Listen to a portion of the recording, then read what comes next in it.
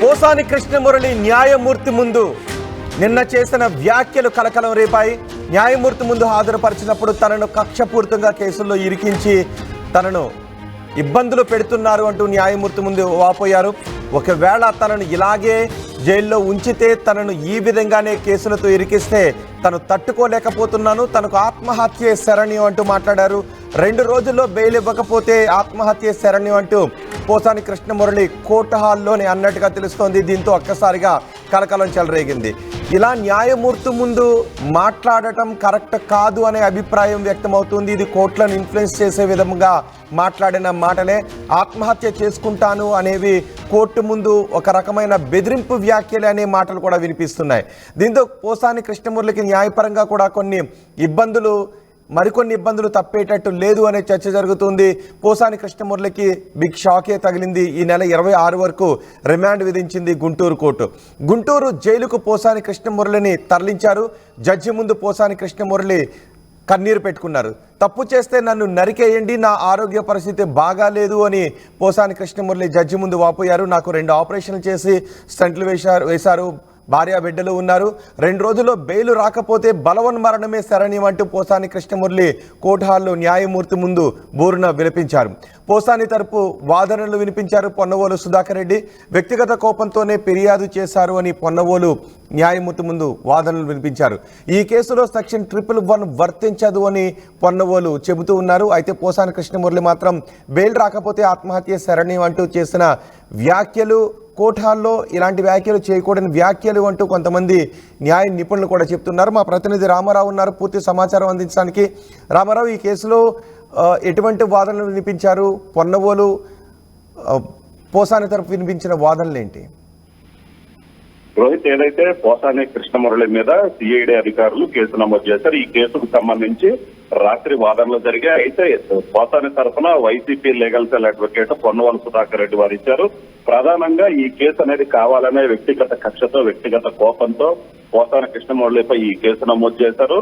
ఒకసారి చేసినటువంటి వ్యాఖ్యల మీద రాష్ట్ర వ్యాప్తంగా కేసులు నమోదు చేశారు. ఈ కేసులన్నీ వ్యక్తిగత కక్షతోనే చేశాయని ఆయన తన వాదనలో వినిపించారు. అలాగే ఈ కేసులో ఏదైతే సిఐడి అధికారులు పెట్టినటువంటి కేసులో సెక్షన్ 111 ఉందో, ఈ సెక్షన్ అనేది ఈ కేసుకి వర్తించదు అని కూడా ఆయన వాదించడం జరిగింది. 7 ఏళ్ల కన్నా పైన 7 ఏళ్ల పైబడి శిక్ష పడే కేసులకు మాత్రమే ఈ 111 సెక్షన్ వర్తిస్తుంది. కానీ ఈ కేసులో ఏదైతే పోసాని కృష్ణమురళి మీద నమోదైనటువంటి కేసులో 7 ఏళ్ల లోపే శిక్ష పడుతుంది. సో దీనికి సంబంధించి ఈ సెక్షన్ అనేది వర్తించదని కూడా ఆయన వాదించడం జరిగింది. మొత్తం మీద అయితే మాత్రం పోసాని తరఫున పొన్నవోలు సుధాకర్ రెడ్డి, అలాగనే ఇటువైపు సిఐడి తరఫున పీపీ కూడా వాదించారు. ఇద్దరు వాదనలో విన్నటువంటి కోర్టు పోసానికి రిమాండ్ విధించింది. ఈ నెల 26 వరకు రిమాండ్ విధించినటువంటి పరిస్థితి ఉంది. సో అక్కడి నుంచి నేరుగా గుంటూరు జిల్లా జైలుకు తరలించారు. అయితే ఈ వాదనలన్నీ అయిపోయిన తర్వాత పోసాని కృష్ణమురళి కూడా ఒక్కసారిగా అరెస్ట్ అయినటువంటి పరిస్థితి ఉంది. ఎందుకంటే గత కొంతకాలంగా పోసాని కృష్ణమురళి మీద రాష్ట్ర వ్యాప్తంగా నమోదైన కేసుల్లో భాగంగా కోర్టులకు హాజరుపరచడం, ఆయా ప్రాంతాల్లో రిమాండ్లు విధించడం, కర్నూలు కావచ్చు, గుంటూరు, అలాగనే విజయవాడ కోర్టుల్లో రిమాండ్ విధించడం జరిగింది. సో ఈ నేపథ్యంలోనే ఆయన ఒక్కసారిగా అరెస్ట్ అయ్యారు. ఏదైతే గుంటూరు కోర్టుకు వచ్చి వాదనలో జరిగిన వెంటనే ఆయన ఒక్కసారిగా జడ్జి సమక్షంలోనే కన్నీరు పెట్టుకున్నటువంటి పరిస్థితి ఉంది. అలాగనే నేను ఎటువంటి తప్పు చేయలేదు, నాకు తెలిసి ఎటువంటి తప్పు చేయలేదు, తప్పు చేసినట్లయితే నన్ను నరికేయంటూ కూడా ఆయన మాట్లాడినటువంటి పరిస్థితి ఉంది. అలాగనే తన ఆరోగ్య పరిస్థితి గురించి కూడా మాట్లాడారు. సో ఆరోగ్య పరిస్థితి బాగాలేదు, నాకు 2 ఆపరేషన్లు చేశారు, అలాగనే స్టంట్లు కూడా వేశారు, నాకు భార్య పిల్లలు ఉన్నారు. సో 2 రోజుల్లో కనుక బెయిల్ రాకపోతే నాకు ఆత్మహత్య శరణ్యమంటూ, అలాగే ఇటు అడ్వకేట్ ఏదైతే పోసాని వీళ్ళు ఉన్నారో అటు పీపీ వీళ్ళున్న సమయంలోనే ఆయన ఒక్కసారిగా మాట్లాడినటువంటి పరిస్థితి ఉంది. సో దీని మీద అయితే మాత్రం, ఎందుకంటే ఆల్రెడీ 2 పక్కల వాదనలు విన్నారు. వాదనలు విన్న తర్వాత న్యాయమూర్తి తీర్పు వెల్లడించారు, రిమాండ్ విధించడం జరిగింది. ఆ సమయంలో ఆయన ఈ విధంగా మాట్లాడటం మీద అటు వైసీపీ తరపు, ఇటు ఏదైతే అపోజిషన్ లాయర్లు కూడా ఒకసారిగా కన్నుతున్నటువంటి పరిస్థితి ఉంది. ఈ విధంగా మాట్లాడటం అనేది ఒక రకంగా కూడా చూసుకున్నట్లయితే, ఎందుకంటే కోర్టులో వాదనలో వినిపించటం అనేది కామన్ గా జరుగుతుంది. అయితే వ్యక్తిగతంగా ఇతను ఏదైనా మాట్లాడాలనుకుంటే న్యాయమూర్తి అనుమతి తీసుకొని మాట్లాడాలి. అలా కాకుండా వాదనలు 2 పక్కల వాదనలు విన్న తర్వాత న్యాయమూర్తి ఒక నిర్ణయం తీసుకొని ఆ నిర్ణయం చెప్పిన తర్వాత ఈ విధంగా మాట్లాడటం అంటే ఒక రకంగా అందరినీ ఒక భయాందోళనకు గురి చేయటం, ఒక బ్లాక్ మెయిలింగ్ ధోరణిలో మాట్లాడకపోయినన్న ఒక వాదన వినిపిస్తుంది. అయితే పోసాని తరపు వాళ్ళైతే మాత్రం ఆయన తీవ్ర ఆవేదనలో ఉన్నారు. ఎందుకంటే గత కొంతకాలంగా ఆయన జైల్లోనే ఉన్నటువంటి పరిస్థితి, రిమాండ్ లోనే ఉన్నటువంటి పరిస్థితి. అలాగనే ఆయన ఆరోగ్యం బాగాలేదు చాలా రోజులుగా. ఎందుకంటే మొదట హైదరాబాద్ నుంచి కడప జిల్లాకి తీసుకెళ్లారు. సో అక్కడి నుంచి మళ్ళీ పల్నాడు జిల్లా, తర్వాత విజయవాడ తీసుకొచ్చారు, మళ్ళీ ఆదోని తీసుకెళ్లారు, కర్నూలు జైలుకు తీసుకెళ్లారు, మళ్ళీ అక్కడి నుంచి గుంటూరు తీసుకొచ్చినటువంటి పరిస్థితి ఉంది. సో ఈ నేపథ్యంలో ఆయన కొంత ఏదైతే ఆవేదనలో ఉన్నారో ఆవేదనలోనే ఆయన మాట్లాడారు. దానికి తోడు ఆయన తనకి అనారోగ్యంగా ఉంది, తనకి బాగాలేదని కూడా చెప్తున్నారు. అయితే ఇక్కడ పోసానికి ఎప్పుడైతే ఆరోగ్యం బాగాలేదని చెప్పిన ప్రతి సమయంలో కూడా జైలు అధికారులు కావచ్చు, అలాగే మిగతా ఏదైతే ఆసుపత్రికి తీసుకెళ్తాం అక్కడ ఎటువంటి ఏదైతే ఏమీ లేదు అని చెప్పిన తర్వాత కూడా మళ్ళీ ప్రైవేట్ ఆసుపత్రికి తీసుకెళ్లి కూడా పూర్తి స్థాయిలో వైద్య పరీక్షలు చేయించి 1-2 సార్లు క్రాస్ చెక్ చేసుకొని ఆరోగ్యం బాగానే ఉందన్న తర్వాత మాత్రమే జైలుకు తీసుకెళ్లినటువంటి పరిస్థితి ఉంది. సో ఈ నేపథ్యంలోనే పోసాని కృష్ణమురళి వ్యాఖ్యలు అయితే పెద్దగా పట్టించుకోవాల్సిన పని లేదని చెప్తున్నటువంటి పరిస్థితి ఉన్న నేపథ్యంలో మొత్తం మీద నిన్న జడ్జి సమక్షంలోనే అలాగే వాళ్ళు వైసీపీ తరపునటువంటి న్యాయవాదులు అలాగే ఇటు వైపు న్యాయవాదుల సమక్షంలో ఆయన మాట్లాడిన మాటలు అయితే మాత్రం కలకలం సృష్టించాయని చెప్పుకోవచ్చు. అంటే ఇప్పుడు పోసాని కేసులో ఏం జరగబోతోంది? ఇప్పటికే 30కి పైగా కేసులు నమోదయ్యాయి. పోసాన్ని పీటీ వారెంట్లు వేసి మళ్ళీ తీసుకెళ్లి వివిధ కోర్టులో కూడా హాజరుపరుస్తున్నారు. దీంతో పోసాని ఒకే కేసులో ఒకే సారూప్యత ఉన్న కేసులో ఇన్ని అరెస్టులు చూపిస్తున్నారు అంటూ పోసాని వాదనలు వినిపిస్తున్నారు. అదే సమయంలో కోర్టు హాల్లో బెయిల్ రాకపోతే నాకు ఆత్మహత్య శరణం అనే వ్యాఖ్యలు కోర్టు హాల్లో చేయకూడని వ్యాఖ్యలు అంటూ మరి కొంతమంది అంటూ ఉన్నారు. ఖచ్చితంగా రోహిత్, ఎందుకంటే ఎక్కడైనా సరే కోర్టులో ఆ పోసాని తరపు న్యాయవాదులు వాదనలు వినిపిస్తారు. ఏదైతే పోసానికి న్యాయం చేయాలి, పోసాని మీద పెట్టినటువంటి కేసులకు సంబంధించి కావచ్చు, సెక్షన్లకు సంబంధించి కావచ్చు, పూర్తి స్థాయిలో వాళ్ళు న్యాయమూర్తి ముందుకు తీసుకెళ్లాలి. ఇందులో ఏదైనా తప్పు ఉన్నట్లయితే ఆ తప్పును న్యాయమూర్తికి చెప్పాలి. ఆ తప్పు ఏదైతే పోసాని తరపు లాయర్లు చెప్పినటువంటి వాదనకి న్యాయమూర్తి కన్విన్స్ అయినట్లయితే ఖచ్చితంగా ఆయనకి రిలీఫ్ లభిస్తుంది. ఎందుకంటే చాలా చోట్ల కూడా ఆయనకి బెయిల్ వచ్చినటువంటి పరిస్థితి ఉంది. నర్సరావుపేట 2 టౌన్ పోలీస్ స్టేషన్ లో నమోదైనటువంటి కేసులో న్యాయమూర్తి ఆయనకి బెయిల్ ఇచ్చారు. అలాగనే విజయవాడ భవానీపురంలో నమోదైనటువంటి కేసులో బెయిల్ ఇచ్చారు. అలాగనే ఓబులవారిపాలెం కేసుల్లో కూడా బెయిల్, ఇలాగ 4 కేసుల్లో బెయిల్ ఇచ్చినటువంటి పరిస్థితి ఉంది. సో అక్కడ ఎందుకంటే అది నిజంగా వాళ్ళ తరపు పోసాని కృష్ణమురళి తరపు న్యాయవాదులు వాదనలు వినిపించి ఇది కరెక్ట్ కాదు అని చెప్పినండి ఎట్లయితే జడ్జి కన్విన్స్ అయినట్లయితే ఖచ్చితంగా అతనికి రిలీఫ్ అయితే వచ్చే అవకాశం ఉంది. ఎందుకంటే ఈ చాలా కేసుల్లో మొదట్లో రిమాండ్ విధించినప్పటికీ తర్వాత ఆయనకి బెయిల్ కోసం పెట్టుకున్నప్పుడు సో బెయిల్ కూడా ఇచ్చారు.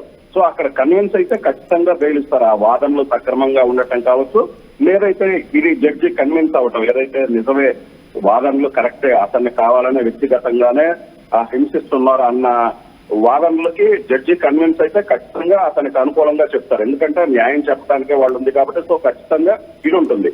కానీ ఇక్కడైతే మాత్రం ఏదైతే పోసాని కృష్ణమురళి చెప్పినట్లు ఆయన ఏదో కావాలని వాంటెడ్లీ బ్లాక్ మెయిల్ చేస్తూ మాట్లాడినట్లు కావచ్చు, లేకపోతే బెదిరింపు ధోరణి కావచ్చు, లేదంటే ఇంకో రకంగా చెప్పుకున్నట్లయితే ఆయన ఉన్నటువంటి ఫ్రస్ట్రేషన్ ఏదైతే ఉందో ఇన్ని రోజుల నుంచి జైల్లో ఉండటం, సో ఇలాగ తిరగటం, ఈ కేసులు మొట్టమొదటిసారిగా ఎదుర్కోవటం, సో ఇలాంటి కొంత జైల్లో ఉండటంతో మానసికంగా కొంత కుంగుబాటు గురై ఉండొచ్చు. సో ఇలాంటి రకరకాల కారణాలు ఉంటాయి.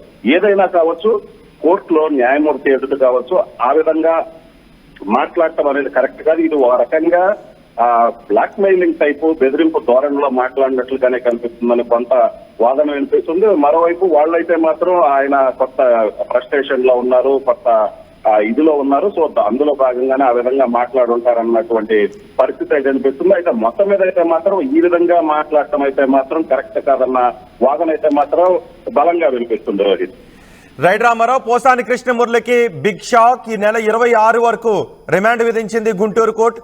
గుంటూరు జైలుకు పోసాని కృష్ణమురళిని తరలించారు. పోసాని కృష్ణమురళిపై వివిధ పోలీస్ స్టేషన్స్ లో కేసులు నమోదయ్యాయి. 30 వరకు కేసులు నమోదైనట్టుగా తెలుస్తోంది. అయితే నిన్న జడ్జి ముందు పోసాని కృష్ణమురళి కన్నీరు పెట్టుకున్నారు.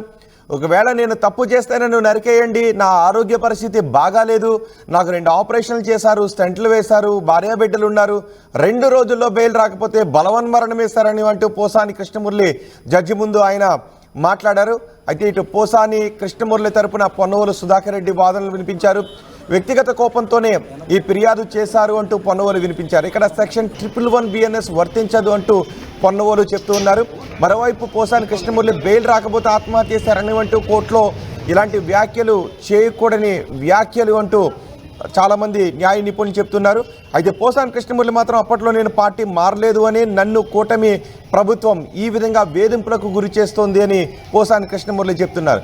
ఒకే సారూప్యత కలిగిన కేసుకు ఒకే రకమైన ఘటనకు సంబంధించి వివిధ పోలీస్ స్టేషన్స్లో కేసులు నమోదవుతుంటే అన్ని పోలీస్ స్టేషన్స్కి కూడా నన్ను తిప్పుతూ ఉన్నారు. వీటన్నిటినీ ఒకే కేసు కింద పరిగణించాలి అంటూ ఇటు పోసాని కృష్ణమురళి తరపు న్యాయవాదులు కూడా చెప్తున్నారు. మరి దానిపై ఎటువంటి నిర్ణయం వస్తుందో హైకోర్టు కూడా మూవ్ అయినట్టుగా తెలుస్తోంది. దానిపై హైకోర్టులో ఎటువంటి నిర్ణయం వస్తుందో చూడాలి. కానీ ఈలోపు మాత్రం పోసాని కృష్ణమురళిపై రకరకాల పోలీస్ స్టేషన్ రకరకాల ప్రదేశాల్లో వివిధ కేసులు నమోదవుతూనే ఉన్నాయి. వాటన్నిటిలోనూ అరెస్ట్ చూపించి కోర్టులో హాజరుపరుస్తూ ఉన్నారు. కోర్టులో పోసాని కృష్ణమురళికి రిమాండ్ విధిస్తూనే ఉన్నారు. తాజాగా ఇప్పుడు నిన్న గుంటూరు కోర్టు పోసాని కృష్ణమురళికి 14 రోజులు రిమాండ్ విధించింది. అరాచక రాక్షస పాలనకు ప్రతీక. ప్రతి కేసులో కూడా 111 BNS పెట్టి వారిని ప్రతి ముద్దాయిని 20 కేసులు పెట్టించి వేధించి రాష్ట్రం అంతా తిప్పుతున్నటువంటి కొత్త వరవడి తెరలేపినటువంటి ఈ ప్రభుత్వం ఈరోజు ఖచ్చితంగా ఈ ప్రభుత్వానికి చెంపపెట్టు. 111 సెక్షన్ అప్లై కాదు ఈ అఫెన్స్ కని గౌరవ న్యాయమూర్తి గారు చాలా స్పష్టంగా ఈరోజు ఆర్డర్ ఇవ్వడం జరిగింది. 111 అనేది లైఫ్ పనిష్మెంట్. ఎంత మంది జీవితాలతో ఈ రాష్ట్రంలో మీరు 111 పెట్టి అబ్యూస్ చేసి వాళ్ళ జీవితాలతో ఆడుకున్నటువంటి పరిస్థితికి ఖచ్చితంగా తెరదించామని చెప్పేదాన్ని గర్వపడుతున్నా, సంతోషపడుతున్నా. కాబట్టి 111 అనే సెక్షన్ ఇప్పుడు ఆర్గ్యుమెంట్స్ జరిగినాయి. గౌరవ కోర్టు వారు ఈ కేసుకి 111 అప్లై కాదు అని చాలా స్పష్టంగా ఆర్డర్ ఇవ్వడం జరిగింది. ఫోర్ అఫెన్సెస్ కి డిమాండ్ చేస్తూ చేయడం జరిగింది.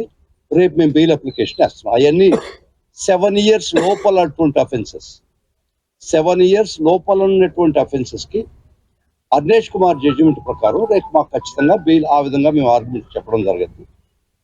గౌరవ సుప్రీంకోర్టు వారు అర్నేష్ కుమార్ జడ్జిమెంట్ లో 7 years పనిష్మెంట్ లోపల ఉంటే 7 and below 7 years నోటీస్ మాత్రమే 41A పంపిమని చెప్పడం జరిగింది. ఆ జడ్జిమెంట్ ప్రకారం కూడా మాకు మేము భయపడాల్సిన అవసరం లేదు. మేము రెగ్యులర్ బెయిల్ రేపు ఉదయం వేస్తాం. Already file. అది ఒక్కసారి రెగ్యులర్ కోర్సులో ఆ బెయిల్ వస్తుంది. ఎందుకంటే వస్తుందని ఎందుకు చెప్తున్నా అంటే గౌరవ సుప్రీంకోర్టు వారు ఇచ్చినటువంటి తీర్పును అనుసరించి వారి మీద 111 తప్పిన తర్వాత అది తీసేస్తే four offence 7 years and below 7 years. కాబట్టి ఖచ్చితంగా అర్నేష్ కుమార్ జడ్జిమెంట్ మాకు వర్తిస్తుంది. కాబట్టి ఏమి ఇబ్బంది లేదు.